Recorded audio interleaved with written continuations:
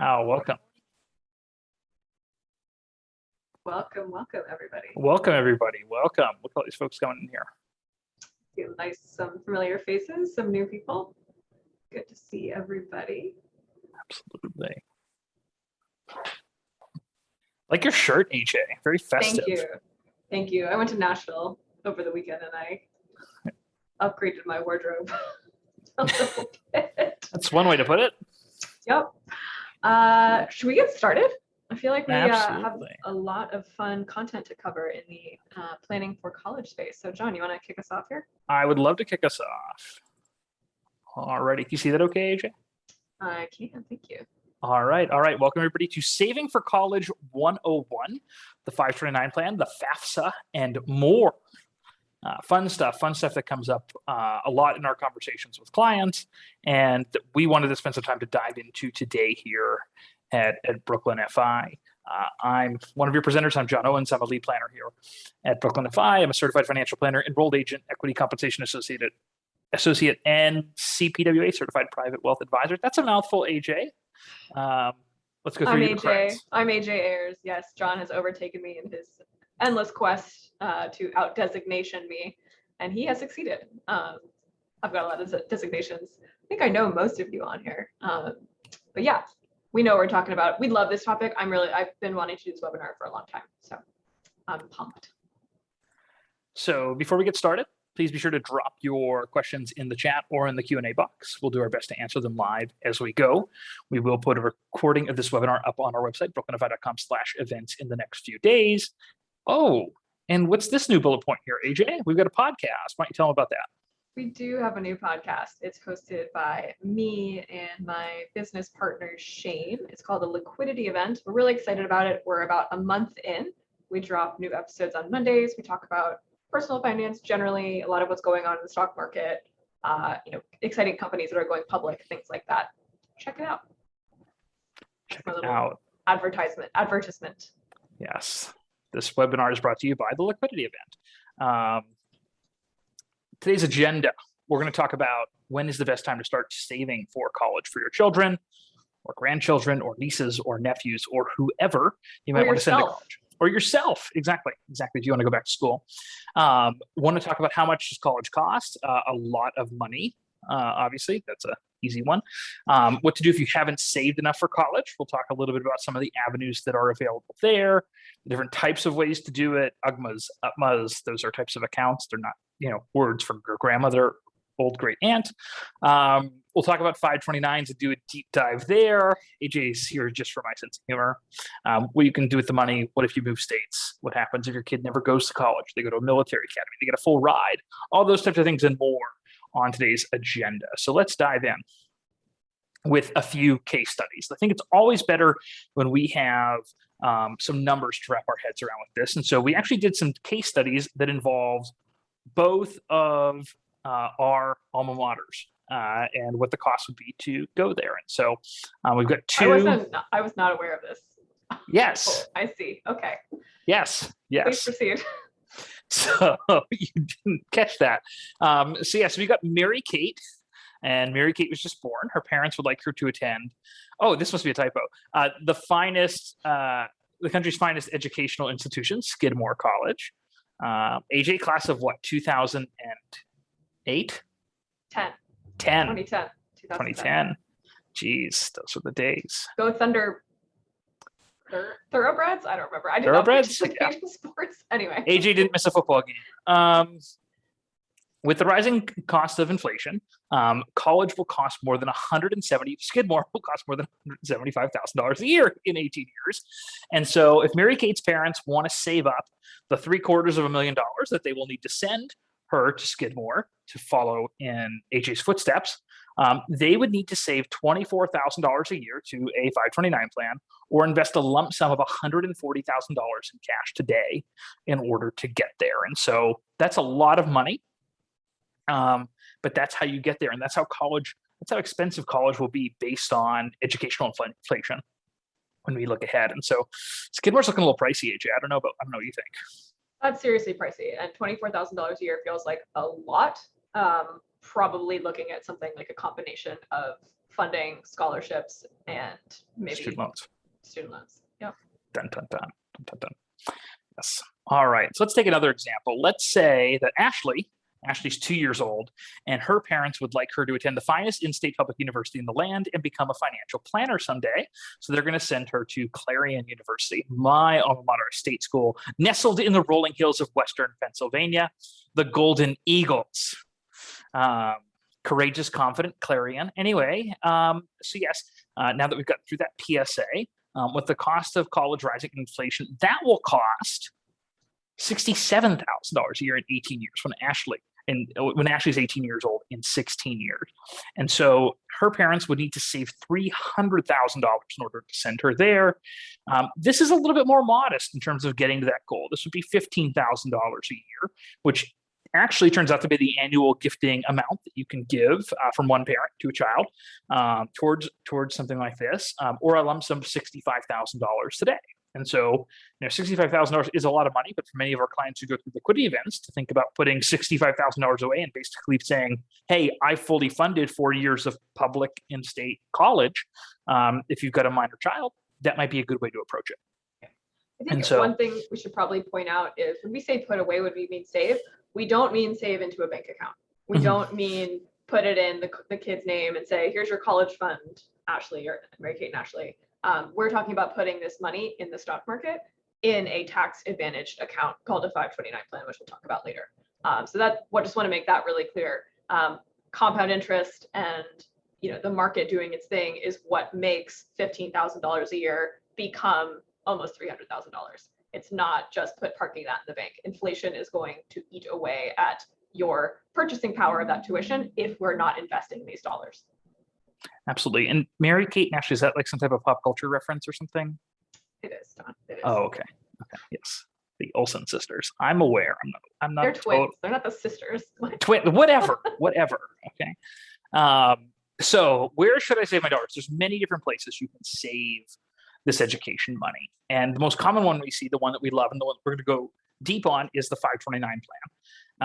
And so that's one here on the left. The annual funding limit per spouse is $15,000. There's an asterisk with that. There is kind of a workaround that we'll talk about with super funding of 529. But generally speaking, without having to file a gift tax return, you can give any one person $15,000 a year. So that's where this comes into play. And so it is a tax deferred account, which means that the growth in the 529, so you put in 15,000, let's say it grows to 17,000 because the market does well. You don't pay tax on that $2,000 in growth while it's growing. And you also don't pay tax when you take it out, as long as you use it for something called qualified education expenses, something we'll get to in a moment as well. What is a qualified education expense? Do we like it? We love it. 529s are great. They're a great tool for wealth accumulation, for building family wealth, and for paying for college in a tax-advantaged manner. So for many of our clients who are high earners, this is the only tax break you're going to get for college. You're not going to get credits. You're not going to get grants. You're not going to get need-based scholarships. This is it. This is the only game in town. And then this piece here, can you front load 5 years of gifts? So instead of giving $15,000, can you put in $75,000 all at once and use up 5 years worth of annual gifting? Yes, you can, with a 529. And that is a very unique characteristic of it. So think of the prior example where you might need to put in 140,000 or 65,000. You can do that without actually using up any of your lifetime gifting exclusion, which is really cool. AJ, I feel like these used to be more common. You don't see them as much anymore, but the prepaid tuition 529 plans, which is very similar to the regular 529, except you're a bit more limited in terms of where you can actually go to school. Yeah, this is if you've got a family and you've got 6 generations who have gone to, Ohio State University, you can actually purchase credits for, basically, it kind of works like you're buying future prices of college future college tuition at today's prices. It's kind of funky. I don't see a ton of people doing this anymore. I think especially just because, I don't know, kids are more likely to do something else than stay in their small town and go to the state school. Not a huge fan of these. They don't really, in my view, they don't really offer more benefits beyond the 529 plan. If you're 1,000% positive that your kid is going to go to a specific school for whatever reason, might make sense. They are flexible. A lot of these accounts, it's not like you lose the money if your kid does not go to Ohio State. I believe it just goes kind of back into the pile. Not really Yes, I would go regular yeah. 529 here. There's more upside if you go to one of the schools that's in the program. And oftentimes it's not like you're committed to one university, but a class of universities. And so, in Pennsylvania, for example, it might be Pitt, Penn State, and Temple in one class, and then the state schools in another class. Like in New York, it might be the SUNY schools in the class, for example. But you can't necessarily take a credit from Clarion, don't get me wrong, good school, and use it at the University of Pennsylvania. They're slightly different prices. Just a little or bit. Skidmore for that reason. Or Skidmore for that matter. Yes. We would never accept those Skidmore credits at Clarion. Sorry, that was only replying. But yes, and then the UGMA and the UTMA, I feel like these were much more popular pre-529. The 529's only been around for about 20 years. Early in it was like late 90s, early 2000s, the 529 came around, largely replaced something called a Coverdell account. Coverdells are still around, you just don't use them anymore. But before that, you used to just save money in a brokerage account. So this is what we call a custodial account. And so the money actually becomes the minor, the property of the person you give it to, your child, most likely, when they turn 18 or 21, whenever the age of majority is in your state. The downside to this is that there's no requirement to actually use it for college. So if they want to take this money and use it to go buy a fancy car, go on vacation to Greece, blow it all in Vegas, they can. And you can't stop them. Yeah, another slight downside of the UGMA and the UTMA is that the assets are in the child's name. So when you're filling out financial aid paperwork, most of our clients who, are accumulating assets, we're managing money for them. They're probably not, like John said, they're not going to be eligible for need-based financial aid. But if you're kind of on the line there, an UGMA or money in an UGMA or UTMA in your child's name could actually hurt your ability to get money from the school or get money from the government as part of, a needs-based financial aid. And we'll talk more about that later. Not a huge fan of these. I would say kind of avoid. I don't really see a good reason to use this type of account. I'd rather see it being used for college expenses. Absolutely. And then what about the Roth IRA, HA? This is one that, you have the flexibility. You can access your contributions anytime, but not something we want to touch at all when it comes to education expenses. No, I would argue that Roth IRA dollars in a Roth IRA are actually, throughout your lifetime of spending money, are probably the last dollars Absolutely. that you want to pull from. I think, John, you disagree with me for some kooky reason. I do, because I'm not paying the tax for those heirs of mine, AJ. I pay the tax on this money. I'm going to spend it, damn it. Okay, but I'm still going to defer it as long as I can. Yeah, don't love the Roth IRA for college expenses. That said, if you never heard of 529 plans before, you have children who are right now at age 16, and this is kind of one of the only buckets to pull from, it actually could be a good option in some extreme cases that we've seen. So it's not completely off the table. I think we're kind of framing this webinar for folks who have younger children, like under age 5, who have those 15 years or more to save for college. So Roth IRA is sort of like more of like a, oh shit, tuition's due in 6 months, we got to figure this out. We got to find a place to tap into. Yeah, or it's year 4 and we can't afford the tuition for whatever reason because we need to put the money in our business and we need to come up with money right away. Sure, let's go ahead and pull 20,000 from the Roth. That's kind of like a good last ditch option. Absolutely. It's always good to have those backups. It's always good to know the tools that you have in your toolbox, but it's better if we don't have to use them. It's a bird, it's a plane, it's super funding, a 529. Wow, AJ, did you make this? I did not make this. I found this one. I know. I'm very surprised. I know. Very surprised. Got to have a meme break in there. And so, AJ, I'm going to turn it over to you and everything I ever wanted to know about 529 plans. I love 529 plans so much. I might marry them. Wow. Sounds serious. So investing in education, the 529 plan. This onesie on this little stock photo baby says, kisses are nice, but I'm also accepting contributions to my 529 plan. This is an actual onesie. That is not an actual baby. That is the Brooklyn F5. That is an actual onesie. baby, AJ. I don't think so. I think it's a composite stock photo. I don't think you're allowed to photograph babies like that and use their likeness. Anyway, not to get too off track here. The reason why we create these onesies, the reason why I put it on here is because we're going to talk about the 529 plan. Congress is very creative at naming things. 529 is just the line of tax code. So it's kind of confusing. It's a college savings account. That's what it is. And the idea here is that we contribute dollars to our 529 plan, hopefully early in the child's life or even before the child is born.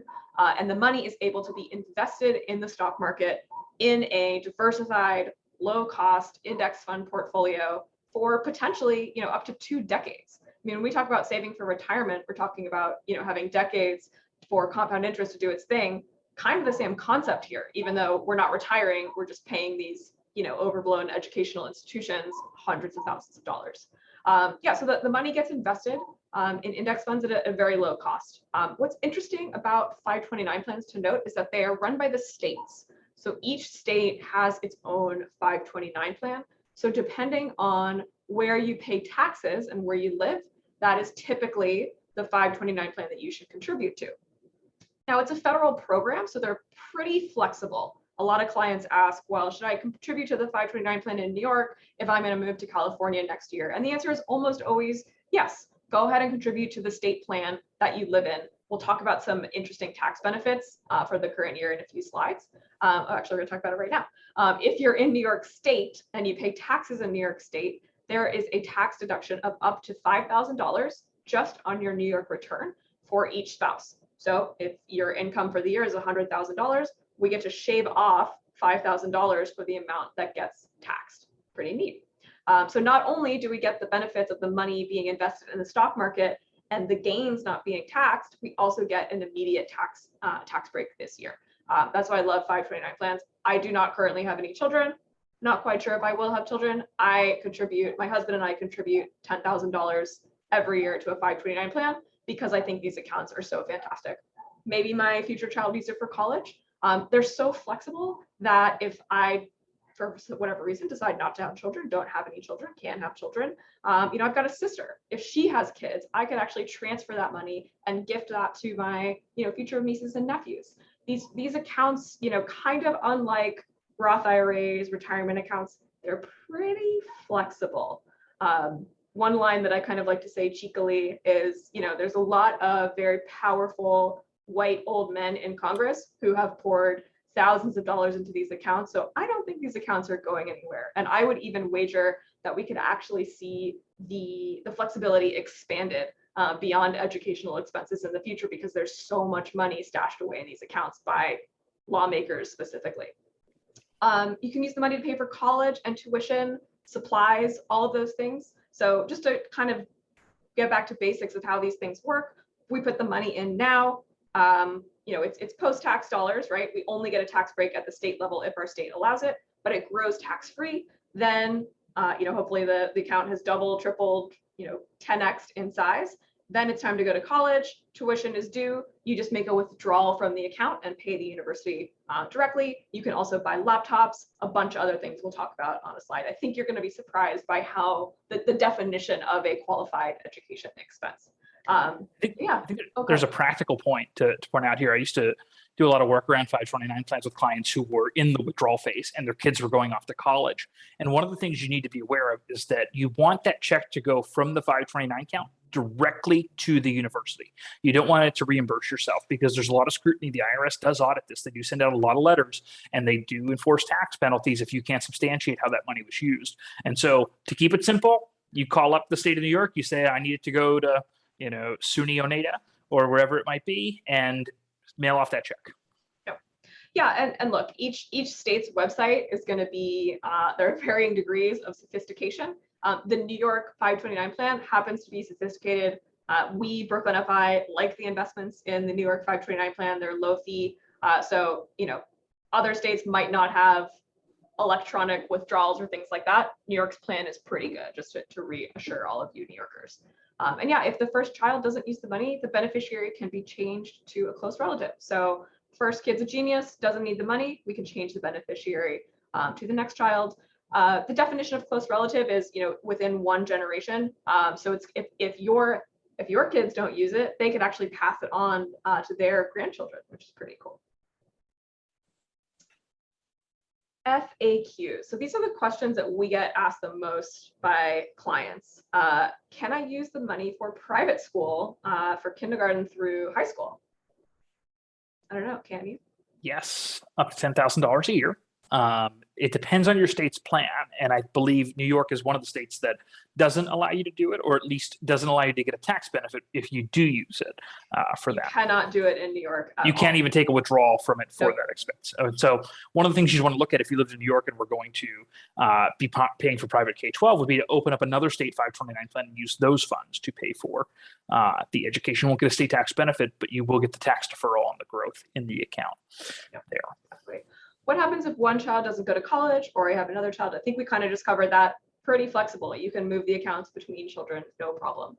How much can I put into a 529 plan each year? So John kind of covered this earlier. So anytime you give your kids money, it's actually a gift.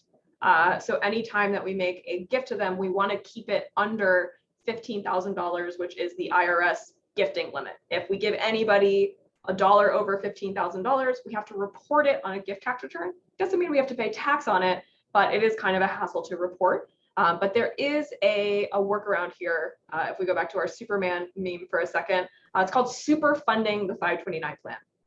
So Congress allows us to basically take that $15,000 limit for the next 5 years and bring that into the current year. So you can make a one-time $75,000 contribution to your child's 529 plan. You will have to file a gift tax return, which we can of course do for you. But that's a nice, I think that's a great loophole. If you happen to have a windfall, maybe you've gone through a liquidity event, your company went public, you have a bunch of money lying around, let's go ahead and put that $75,000 in that tax deferred account. I like that strategy a lot. You can also put $529 in other people's 529s. So maybe you don't have any kids, but you've got, a niece or a nephew, or even just a friend's kid who you want to support. You can make a contribution to their 529 plan and you get the tax deduction, which is pretty cool if you live in a state that allows it. What if I contribute to one state plan and then move? Totally fine, no problem. I don't know. You can also roll it over if you wanted to put it in the new state's plan. Again, super, super flexible. I wonder what the record is for number of 529s held in different states. I'm sure there's very wealthy families out there that have like one in every state. In every state, yep. Is my 529 contribution tax deductible? Depends on the state you live in. Notably, California does not allow any tax deduction for a 529 plan. I don't believe New Jersey does either. Neither does New Jersey. Such a bummer. Such a bummer. The American education system is broken. What if my kid wants to go to school in Europe or Asia? Well, I have some good news for you. There are many international schools that will accept $529. The IRS actually has a list. If you just Google IRS 529 eligibility list, it's this big, old, ugly spreadsheet, and it'll list every single university in the world. I think you will be surprised at the extensiveness of that. So, if you're, maybe you're an expat yourself, want your children to have an experience abroad, definitely don't write off the 529 plan. My kid is a genius, will surely get a full scholarship. What happens then with my 529 money? I mean, John, question. You're obviously going to have genius kids, so why don't you tell us? If I have kids, yes. So great question. In this case, if you have 529 funds and your child gets a scholarship, you are allowed to take out of the 529 account the amount of money the child receives as a scholarship. You will still pay tax on the growth, but you're not going to pay any penalties. And so let's say, for example, you have $40,000 you have a $40,000 scholarship and you have $40,000 in the 529 account. You put in 20. Okay, so 20,000 comes out tax-free because that was your contribution. The 20,000 in growth you're going to pay income tax on, but no penalty because of the scholarship. The one thing to keep in mind though is you want to match these up. So each year you would take out 40,000 and match the withdrawal with the year that you got the scholarship. It's hard to clean up afterwards. Yeah, super flexible. They are trying to remove, unlike many accounts, they're trying to remove as many barriers to contributing to these. I think these are, don't agree with everything the government does. I love, if you haven't figured that out by now, love a 529 plan. How much money can you have in a 529 plan? Next slide, please. I was going to say, I don't know this off the top of my head, AJ, please. Yeah. So they're not unlimited accounts. Each state is going to be different based on the cost of education. No surprise that New York and California have the biggest limits. A lot of them around $500,000.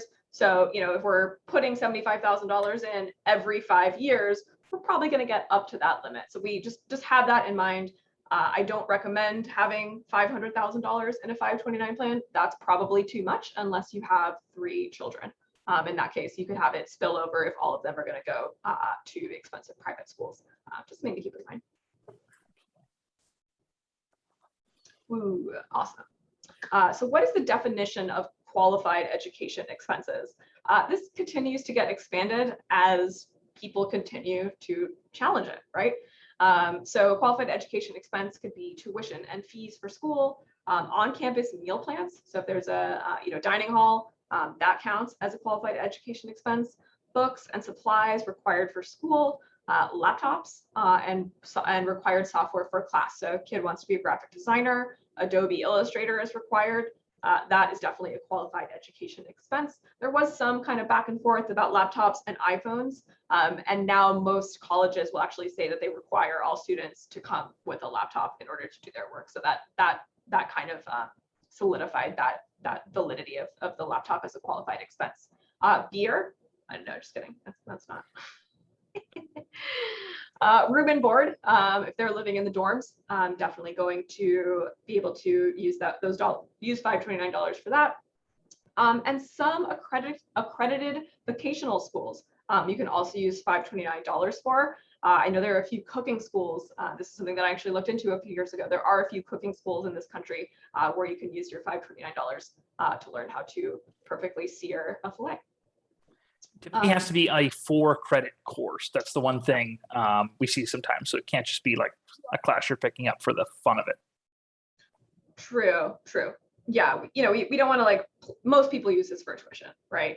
We can go on the fringes here. Like John said, there's kind of a lot of accounting involved with this. So in our view, it's best to use this to pay those big, semester tuition bills of, I don't know, what is on the low end community college, $2,000, Yeah. the high end, $2,000 to $30,000 a quarter, a semester, sorry. Exactly. And then, some states you can use these dollars for private elementary and high schools. Generally, with the K through 12 distributions, the limits are generally pretty low. And if you're going to private school, most private schools are pretty pricey these days. I know in Georgia, you can withdraw about $2,000 per child for a private school. I don't know what $2,000 is going to buy you in private school dollars in 2021, but it's there. So if you have these accounts or someone has them for you, a great way to save some dollars. Absolutely. So 529 state by state. Obviously, we talked a lot about New York because that's where we live. Did you guys know that John moved to New York and he hates it? I didn't say that, AJ. Had a rough go of it so far, but it's gonna turn the corner here soon. So we're excited. 3 hurricanes. We love the $5,000 deduction here. California, no deduction, lame. I actually have heard from a financial planning firm that we're friends with in Los Angeles that they actually like the Utah 529 plan. So if you're a California resident, sorry, no tax deduction. That doesn't mean you shouldn't contribute because those dollars still grow tax-free. But the Utah plan apparently has a lot of, it's easy to use and has great investments at a low cost. Colorado, holy, you know what? Every dollar you contribute up to your taxable income is deductible on your state tax return. This honestly blew my mind. I didn't believe it until I saw it on a tax return, and we did this last year. It's nuts. Pretty big deal. This is crazy. This means if you make $90,000 in Colorado, take off some deductions, $75,000, we can put that into the tax return, and that will zero out our taxable income in Colorado. Pretty legit. Not crazy high taxes in Colorado, but that is, thank your governors or whoever passed that rule in Colorado. That's amazing. I mean, this is just like your government's really working for the people. So love that. Connecticut, similar to New York, And then in Ohio, where we've got a few clients, $4,000 total deduction. Here at the bottom of, I hate putting links in presentations, but if you're watching this later, savingforcollege.com is a very legit, it's sort of like the Bible for 529 plans. It looks a little shady, but it's what financial advisors use. They have great resources. They have information by state. So yeah, savingforcollege.com is where you want to go. Everything in this presentation about 529 plans you can find on there as well.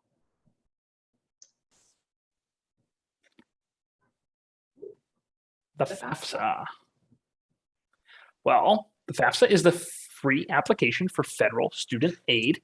That is a mouthful if there ever was one. It's your ticket. It's your ticket to get access to student loans, to grants, to other need-based aid that you're eligible for. And they are working to improve the FAFSA. The FAFSA has gone from 108 questions down to 36. They're also going to rename the thing called the expected family contribution. It's going to be called the Student Aid Index. So it looks at, are you eligible for loans? Are you eligible for grants? And for most of our clients, most people watching this webinar, it's really going to be unsubsidized loans that we're looking at. So borrowing that you can do as a parent or borrowing that your child can do as a student. That is typically the direct unsubsidized loan for undergraduate students or the direct unsubsidized loans for graduate professional students, the plus loans for parents that need to borrow money to support their child's education. The rates for these aren't bad, especially for the undergrad ones, 3.73%. That's a heck of a lot lower than they were when I was in school. Back when I went to college, it was 6.8% for your student loans, which was a heck of a lot higher. Yep. Yeah, and look, it's no one really likes to talk about taking on debt, but earlier when we were talking about the Roth IRA as kind of a last resort, we kind of want to talk about opportunity cost, because if you've got dollars in a Roth IRA that are invested for you at age 90, aggressively, versus taking out a loan at 3.7%, as your financial planner, what do you think, John? I'm going to say loan. Right? Yeah, absolutely. I mean, I think honestly, not to go on not to preach here, but the whole skin in the game concept, these loans here, these direct unsubsidized loans, they're fairly limited in how much you can take. And so if you're going through undergraduate, you can only graduate with about $20,000 in student debt via the direct loans. I think everybody should take them. And everybody should have, some degree of student debt coming out of school. And I think it does, gives you a better sense of ownership in your education.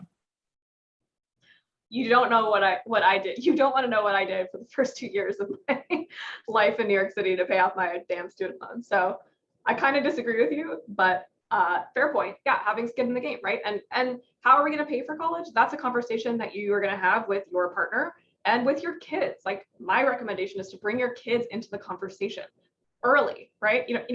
Not at age 3, obviously, but as they start approaching high school, like, what are you thinking? Don't make it this assumption that the bill is going to be, foot by you, but also don't surprise your kids when they've gotten into, Yale and Clarion, like, sorry, kid, you can't go to Yale because we're not paying for anything. If they know that, when they're 14 or 15, maybe there's some kind of like, oh, I'm going to, start working and saving up. Don't ever get an argument with your parents about working their way through college, because we all know that with college costs right now, unless you're going to a very affordable community college and working in a very lucrative job, you cannot both work and pay for college at the same time. That just doesn't work as a 18-year-old. My freshman roommate did that. He worked all night delivering pizzas and then wouldn't go to class. And he dropped out. Really sad story. Yeah, it's awful, right? So, that's why these loans exist. College is very expensive. Yes, the American education system is broken. Luckily, wonderfully, a lot of our clients are in a position to cover their, kids' entire cost of education. Ooh, a lot of soapboxes there. Pash, you and I love school. We loved college so much. Yes. We're like the nerds, so that's why we're so passionate. Undergrad was the best 7 years of my life, AJ. I wish I could go back. Just kidding.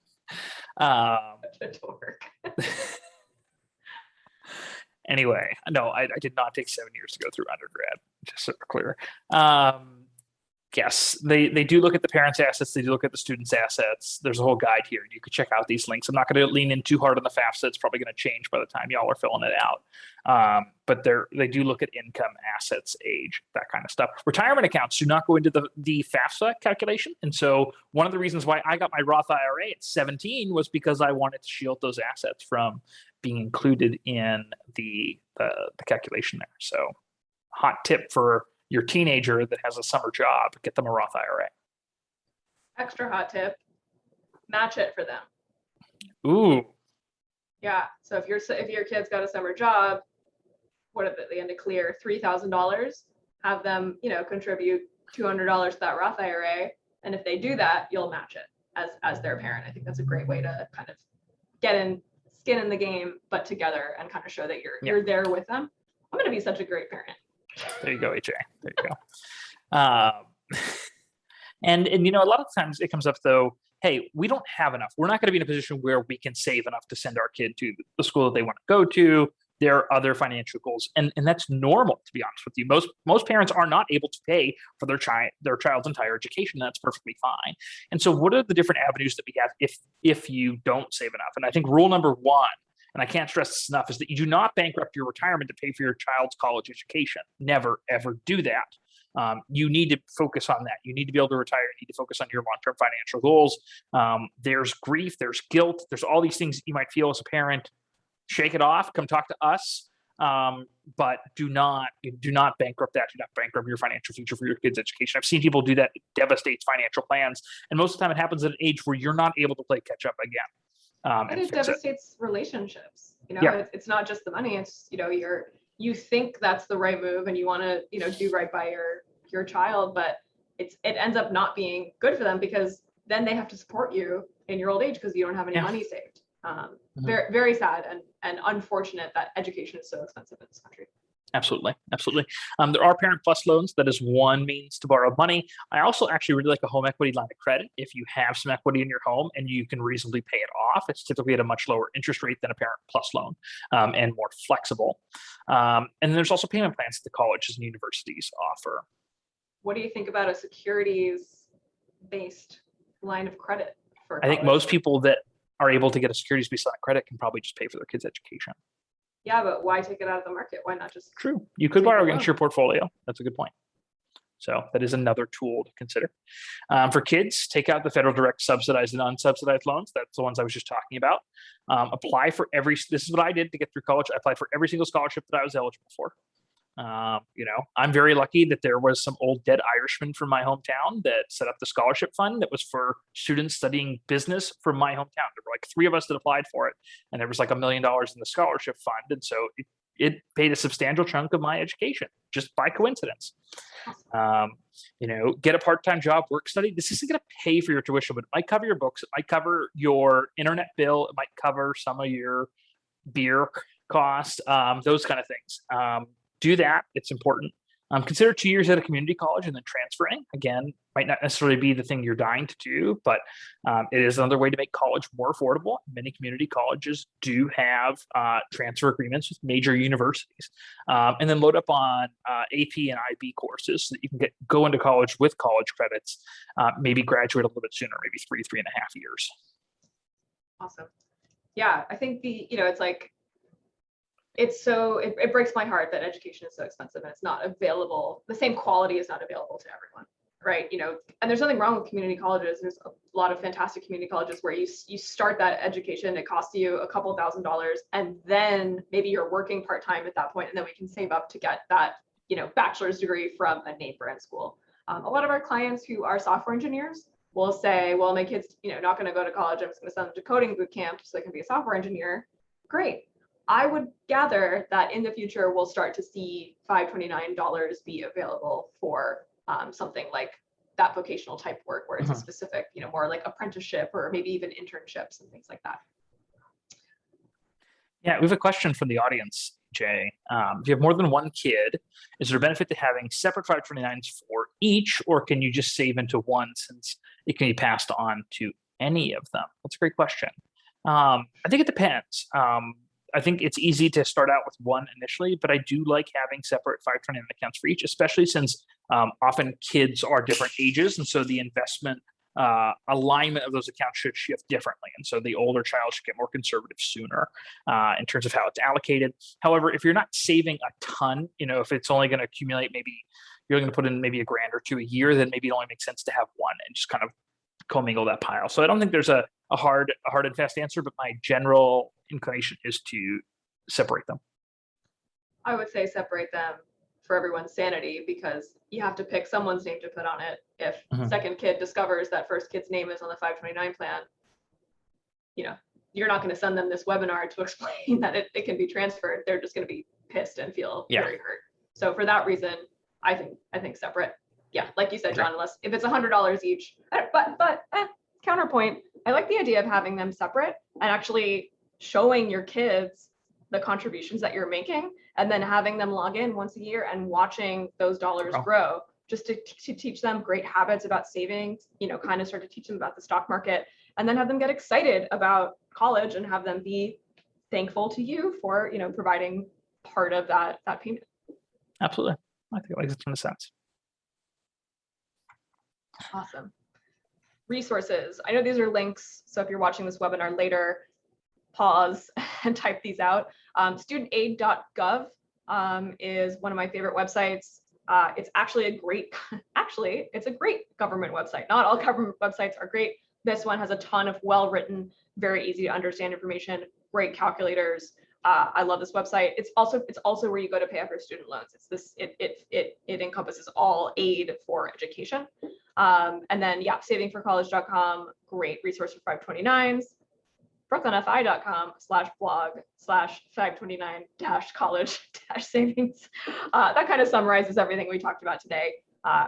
Like we said, big fans of these accounts. If you have any questions, feel free to email us. We love talking about this. Want to make sure that your kids get educated and it doesn't bankrupt you as you save for retirement.